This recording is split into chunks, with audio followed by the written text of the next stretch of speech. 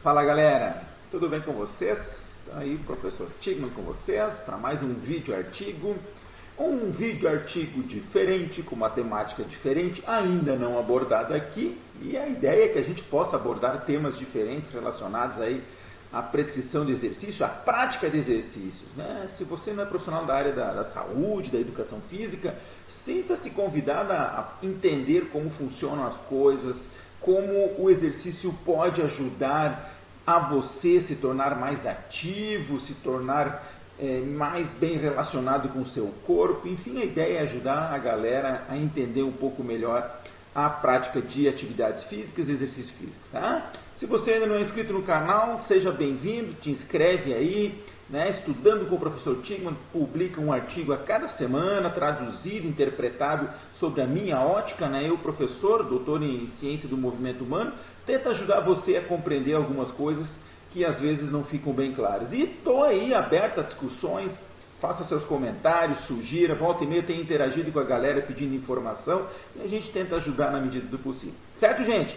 Vamos lá, esse vídeo artigo aqui, ele tem a ver com minha querida professora Jéssica, que me sugeriu o tema, né, que era falar um pouco sobre a questão do exercício afetivo, né? Porque tem um lance da gente ter que gostar de fazer exercício e isso é contra a nossa natureza biológica. Biologicamente nós somos projetados a comer e dormir, e engordar e ficar quieto. É essa a nossa proposta biológica. Mas nós temos que ter força de vontade para superar isso, para manter nosso corpo ativo e consequentemente saudável. Então a pergunta aqui desse artigo aqui, um artigo de 2006, publicado pelo autor Ekekakis, que eu já usei ele lá no meu mestrado, muito bom, numa revista muito importante, e ele fala assim: será que pessoas com sobrepeso sentem o exercício da mesma forma? Qual é o impacto da carga, da intensidade autosselecionável e da intensidade imposta na parte afetiva e na percepção de esforço? Então, Ekekakis e Lind, né, nos Estados Unidos, publicaram esse artigo. Então, vamos lá, um artigo original, e a introdução dele é muito boa, traz vários conceitos que eu não sei se eu já trouxe aqui no canal, se você já ouviu falar sobre, se não ouviu, presta bem atenção, que eu acho que é bem interessante. Primeiro ele faz a introdução básica, né, mostrando que nós temos 2/3 de pessoas acima do peso, né, especificamente aos Estados Unidos aqui, né, e ele fala que a utilização de atividade física no tempo livre é uma das principais estratégias para se conseguir isso, em torno de 65% das pessoas, mais nos homens do que nas mulheres. Só que apenas 1/5, em torno de 20%, realiza o recomendado, que seriam 5 sessões de 30 minutos, 150 minutos, né? E esse problema ele acaba sendo maior ainda entre pessoas obesas, né? E apenas 18% dos homens e 16% das mulheres consegue chegar nessa recomendação de 150 minutos. Então, e aí ele coloca assim: peso excessivo, índice de massa corporal elevado, adiposidade elevada, está fortemente associado a níveis de atividade física mais baixo, né? E principalmente a aderência a esses programas. Então, pessoas com excesso de peso acabam tendo menor aderência às atividades físicas quando comparado a pessoas com peso normal. E a pergunta é, né, o porquê disso, né? O porquê que a pessoa obesa se torna menos disposta, né? Quais são as razões? E é aí que começa a discussão sobre o tema da pesquisa, né? A gente sabe da importância de se provocar um gasto energético maior, né? Só que ao mesmo tempo que eu preciso isso, existe uma frustração por parte das pessoas que querem emagrecer, não alcançando o resultado esperado.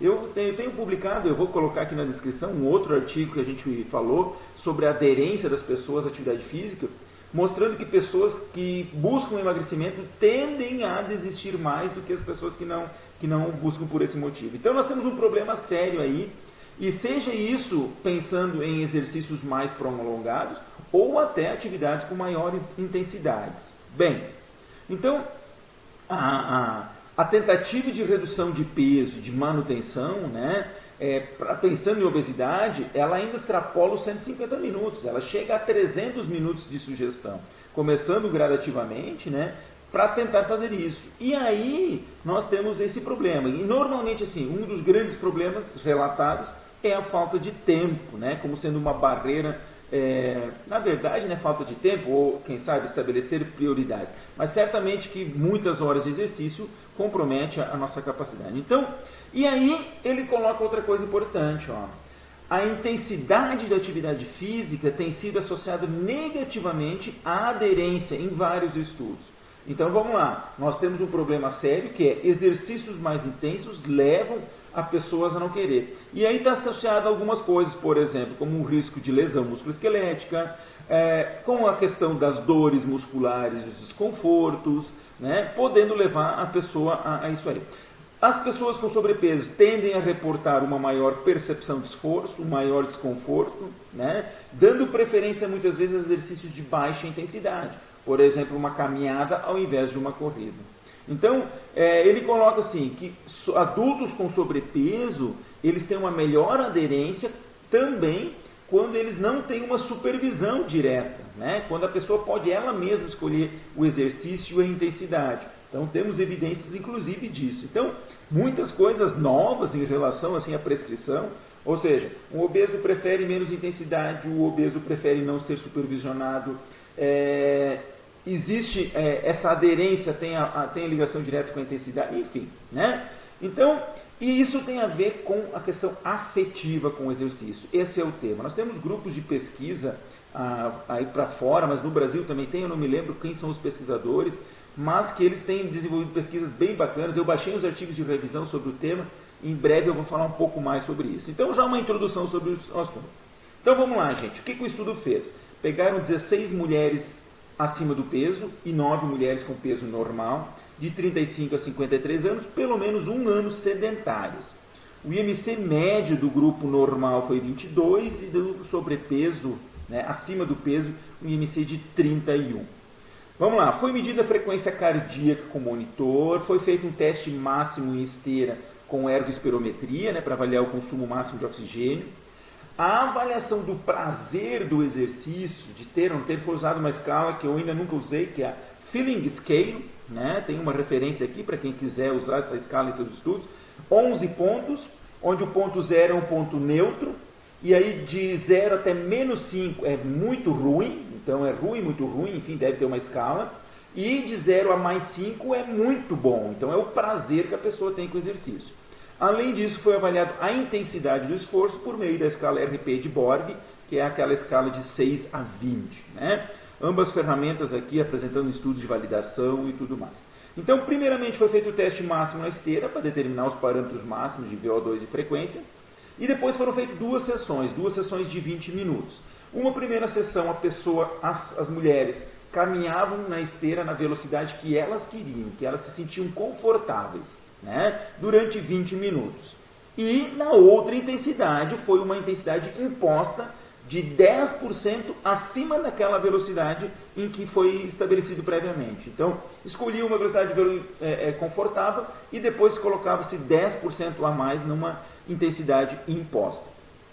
Durante os 20 minutos era medido a cada 5 minutos a percepção de esforço, a frequência cardíaca, o VO2, o prazer, né, o prazer de fazer o exercício. Análise estatística descrita e vamos aos resultados, tá? Aqui, primeiramente, trazer para vocês os dados de velocidade, né? Eles têm metros por segundo aqui, eu transformei. Então, se você quer transformar metro em segundo para quilômetros por hora, multiplica por 3,6. A galera da biomecânica aí, na última aula a gente falou sobre isso. Muito bem. A velocidade do pessoal de peso normal, a autoselecionada foi de 6,5 km por hora, a pessoal acima do peso de 5,5 km por hora. E a imposta, 10% a mais, chegou a 7,1 no pessoal peso normal e 6,2 no pessoal com sobrepeso.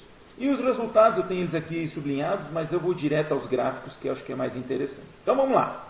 Aqui no gráfico A e B, os dois primeiros que eu estou mostrando aqui para vocês, se você quiser me acompanhar, vou até aumentar um pouquinho aqui para você. Nós temos no eixo Y a frequência cardíaca, percentual do máximo, então chegaram no máximo, e aí pegaram e fizeram uma regra de 3 para chegar no submáximo. No tempo de aquecimento, 5, 10, 15 e 20 minutos. Bolinhas pretas as pessoas as mulheres com peso normal, bolinhas brancas as mulheres com sobrepeso. O gráfico aqui da esquerda sendo a carga autosselecionável e no gráfico da direita a carga com 10% acima disso. Observem que na frequência cardíaca existe um aumento com o passar do tempo da frequência cardíaca em ambas intensidades e houve diferença significativa entre as intensidades, o que era de se esperar. Tá? E não houve diferença entre o tipo de grupo pesado ou não pesado, né? Com o seu peso normal e sobrepeso. Em relação ao VO2 máximo, o comportamento foi igual, aumento com o passar do tempo, maior intensidade na carga imposta, 10% a mais, e aqui já houve diferença significativa em relação ao grupo, ou seja, o grupo de sobrepeso, acima do peso, né? Não é sobrepeso, é acima do peso, todo ele sempre teve uma intensidade maior do que comparado aos seus pares de peso normal, tanto numa intensidade contra a outra. Em relação à intensidade também avaliada pela percepção de esforço, os mesmos componentes, ou seja, aumento com o passar do tempo, maior entre as mulheres com sobrepeso, acima do peso e também diferença na carga imposta sendo mais alta. E por último, que é um dos dados principais, mostrando que pessoas, quando a carga é autosselecionada, as mulheres de peso normal e acima de peso mantêm a sua percepção de conforto ali por volta de 2,5, 2. Um pouco maior, o maior prazer entre as mulheres com peso normal, enquanto que as mulheres acima do peso tendem a ter um pouquinho mais baixo, mas mantém-se no passar do tempo. Em relação à carga autoimposta, olha só que interessante, né? Observa-se que as mulheres de peso normal mantiveram o seu prazer aqui em torno de 3, enquanto que as mulheres com excesso de peso acabaram, com o passar da atividade física, aumentando o prazer diminuiu com o passar do tempo, principalmente a partir dos 10 minutos, né? Inclusive tendo diferença significativa aqui pela estrelinha, entre as mulheres com peso normal. Então, esses são os resultados. Vamos à discussão, que a discussão também muito bacana, eu sugiro que você leia esse artigo, tá? Vou colocar o link aí também na descrição. Bem, a hipótese, né? Resumindo, baseado no estudo deles, uma hipótese que eles vão concluir, porque assim, os resultados são esses. A partir daí se desenvolvem algumas teorias. Então, qual é a teoria, qual é a hipótese dos autores? Sujeitos com sobrepeso operariam em um nível relativo de intensidade mais alta, isso foi visto na frequência, no VO2, na percepção de esforço, vivenciariam o exercício como menos prazeroso, no último gráfico, e mais trabalhoso, mais difícil, né? E, consequentemente, apresentariam uma menor adesão ao exercício. Então, essa é uma hipótese que junta um pouco dos resultados com as teorias sobre o exercício afetivo, né? Mostrando que, provavelmente, as pessoas com peso excessivo têm um comportamento diferente em relação às pessoas com peso normal. Continuando ainda, outras coisas interessantes, né? Mostrando aqui, importante reforçando que as pessoas com peso excessivo, as mulheres aqui no específico, diminuíram o seu prazer com o passar do tempo. Quem sabe poderíamos pensar em sessões mais curtas, né? Nesse sentido, baseado nesse resultado aqui. E as razões desse prazer, elas não são bem conhecidas, né? Mas vamos lá, aqui existem algumas hipóteses. Uma delas fala que, provavelmente na carga mais intensa, é possível que a galera tenha ultrapassado o ponto do limiar ventilatório, limiar anaeróbico, né? Entrando numa zona mais anaeróbica de exercício. Por que isso, né? Por meio das medidas de gás, né? Da avaliação do ventilatória, no limiar ventilatório, o que eles encontraram? Dados que eles não tinham publicado anteriormente, né? Na carga autosselecionada, tanto as de peso normal como as de sobrepeso, utilizaram 78% a 97% do limiar. Então, elas não chegaram no limiar anaeróbico, limiar ventilatório, na carga autosselecionada. Quando eles colocaram 10% a mais e impor essa intensidade, esta carga foi de 88%, 102%, 115% e 115% do limiar. Ou seja, sim, entraram numa zona anaeróbica, né? E como as mulheres de peso excessivo tinham uma menor capacidade cardio, muito provavelmente elas sentiram mais esse desprazer por estar trabalhando com uma intensidade mais alta, né? O que na introdução também foi posto, né? Mostrando que a intensidade é um fator que ainda influencia no prazer de fazer exercício entre pessoas acima do peso, certo? Então, esta é uma das explicações, mas eles ainda apresentam possíveis explicações cognitivas e fisiológicas, e olha que interessante as outras opções que eles colocam. Eles colocam assim, ó, abordará o exercício, o ambiente de exercício com uma tendência para autoavaliações cognitivas negativas. As pessoas com peso excessivo acabam tendo uma avaliação negativa do exercício. E o que eles concluem com isso, né? Eles falam que provavelmente esta percepção de que o próprio corpo está sendo avaliado por observadores críticos atrapalha essa relação de bem-estar. Então, nunca tinha ouvido falar sobre isso, né? Sobre o lance de ser observado e se sentir desconfortável em relação ao seu corpo fazendo exercício. Então, nós temos aspectos psicológicos bem bacanas que a gente tem que pensar em como controlar isso na nossa academia, na nossa clientela. Ainda as razões fisiológicas, uma delas a questão termorregulatória, né?